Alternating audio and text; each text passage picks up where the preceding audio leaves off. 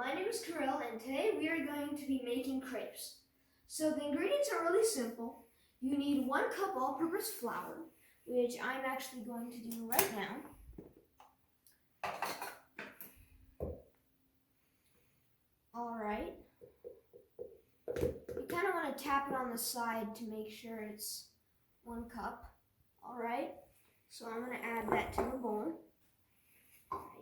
Next, you want 1 tablespoon sugar, which I have right here, and 1/4 of a teaspoon of salt in here. And then you want to add a 1½ cup of milk. And then, so now we're going to do that. And then you want to whisk. So, or any spatula really, and then you kind of just want to mix it, and it'll start looking kind of crumbly at first. And now once you've kind of mixed it, you want to add in 4 eggs, room temperature, because it won't work if it's not room temperature. So there's 1, there's 2, there's 3.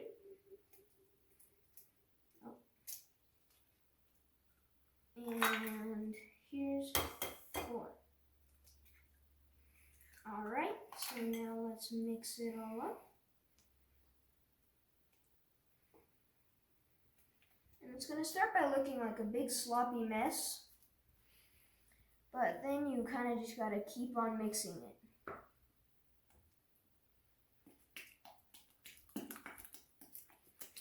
There we go. And now I'm going to beat it. An easy way to beat a batter is if you tilt the bowl you can kind of whip it.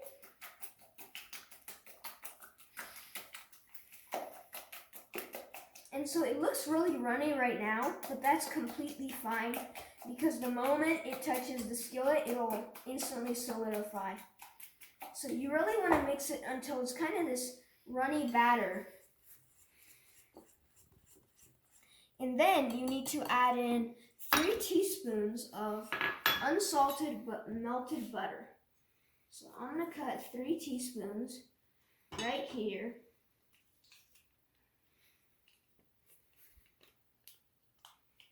There we go.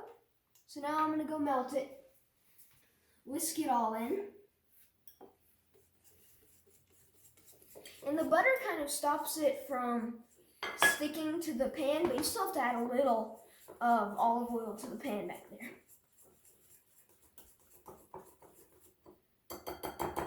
Alright, now that we have the batter, we want to come over here.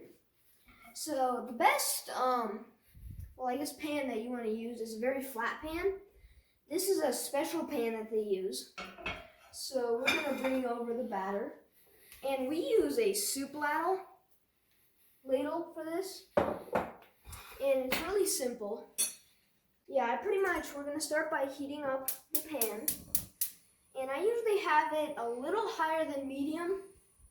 So now I'm going to take a little oil and sprinkle it, not too much. And then you kind of just want to rain around the pan. And this will also help you because this is kind of what you're going to do with the pancake batter later. And if that doesn't work, I actually sometimes use these butter things, and you can kind of just move it around the pan, and that kind of helps it.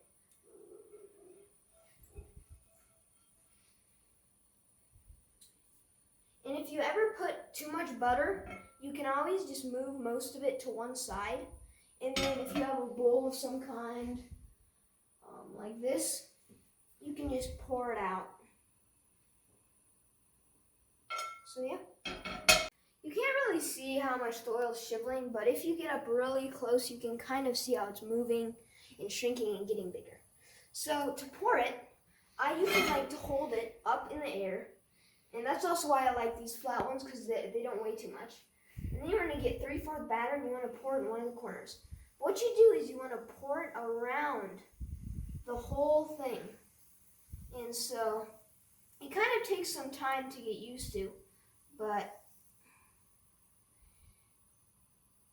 once you get it, you can just, it doesn't look too good right now, but once you kind of move it around and place it down, it'll start getting better. So now you want to wait probably like 2 to 3 minutes.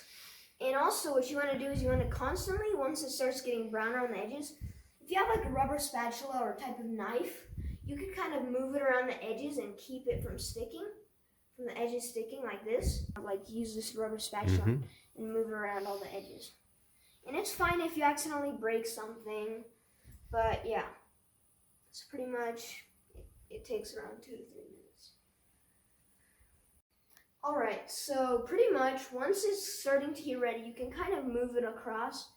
And if you look, it's still not ready yet, but it actually goes so quickly. I don't like to leave because like you might be like, oh no, it's not ready now, but then in a minute it'll be completely ready. Usually while this is happening, I usually like clean up everything. I usually like wash the dishes or do something like that.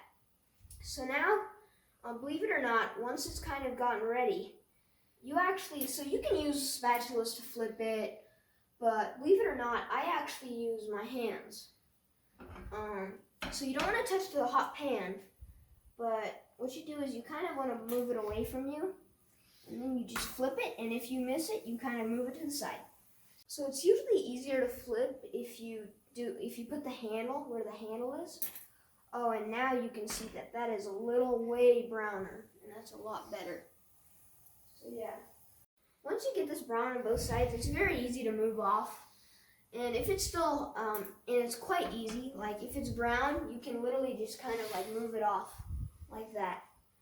So yeah, we're gonna make a couple more, and then I'm gonna show you how to decorate it. So move it to one corner, move it around there, and then you kind of want to get a little more because sometimes it does not complete the full circle.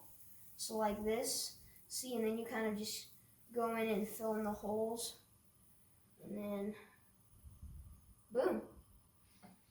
So now we're just going to place it on and wait for a couple minutes. So I actually haven't used a spatula once, and you can just see how easy it is to take off. So some people won't do it with their hands, but you can always practice by putting it on a lower heat. It will take longer for the blends, but also your hands won't get as burned. So yeah, so this is kind of a better one, and they do look really good when you put like Nutella on them. Another way to get it down that's a little harder is if you flip it. But yeah. But be careful when putting on like toppings or stuff like Nutella or whipping cream. You want to let them just be warm, because if they're hot, it'll all just melt and it'll be a big mess, and you don't want that. So.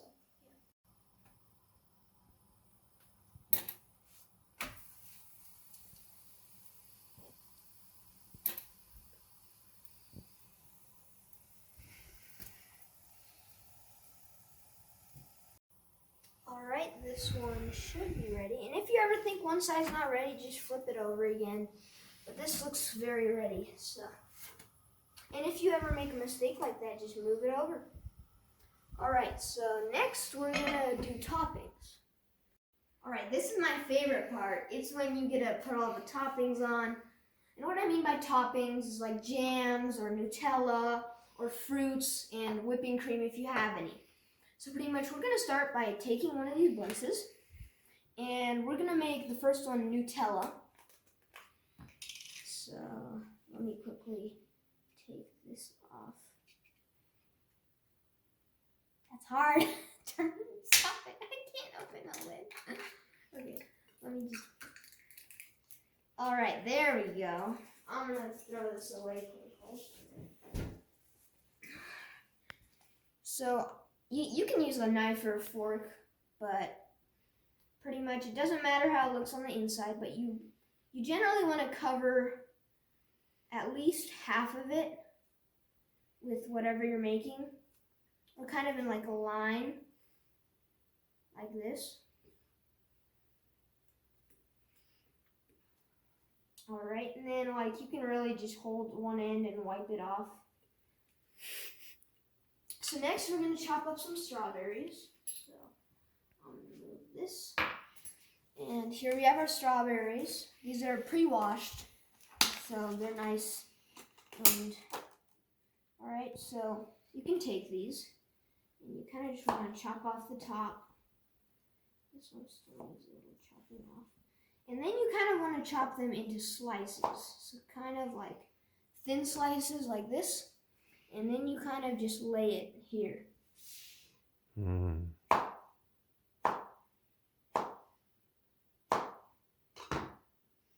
It doesn't matter which side you do it, but you kind of want to make a line there too.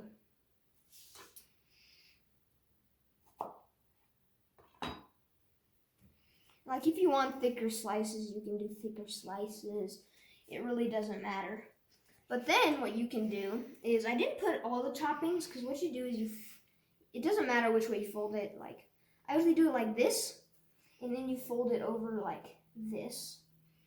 And then pretty much this is kind of how it looks like. But now to make it more pretty, you can take some Nutella and kind of put it on the front in like a kind of a thick slab. And you kind of want to make like this wall in there, so if somebody ever peeks in, they're like, oh my goodness, that's a lot of Nutella. And then we're going to cut some more strawberries because you can make it look quite nice. Alright, I'm going to chop it this way and do it this way. And another technique for chopping is if you leave the tip of it down, but you only lift the back, it can help getting kind of thinner slices if you ever need any. So now with your slices, you kind of want to tuck them in, but still have them pointing out into the Nutella.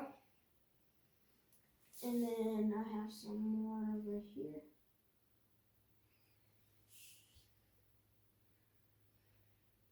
You kind of want to put a good amount because strawberries and Nutella is very good. Alright, and any leftover you can just eat. Alright, so you want to chop off the end and then put it right here for presentation. And then if you have whipping cream, you kind of can shake it up, and it doesn't matter where you put it, but I usually put it on the side because you're not sure if a person's going to want it, and if they're not. Alright, I'm going to quickly clean this up. Alright, and then anything else is optional. You can add some blueberries. We've got some really big blueberries. Like, I had no clue you could get some big blueberries like this. Another way that you could decorate it is by using confectioner's sugar, which is right here. And so we have this type of sifter, but you can actually use a tiny sifter, a tea strainer actually. And so you kind of want to pour in a little confectioner's sugar, like this. And you don't want to just shake it. What you can do is you can actually make, like, you can shake it like this, and then it'll make a circle. So look, if I take it off, it makes a circle. But I usually kind of just like tap it over everything, and kind of on the edge, over the berries, or the strawberries, and voila, there you have a crepe. Alright, I can't wait to eat this. That looks amazing. Alright, I'm going to chop it open. Maybe there'll be enough for the cameraman. There will be, for sure. I'm ready to destroy this thing. That is the best ever.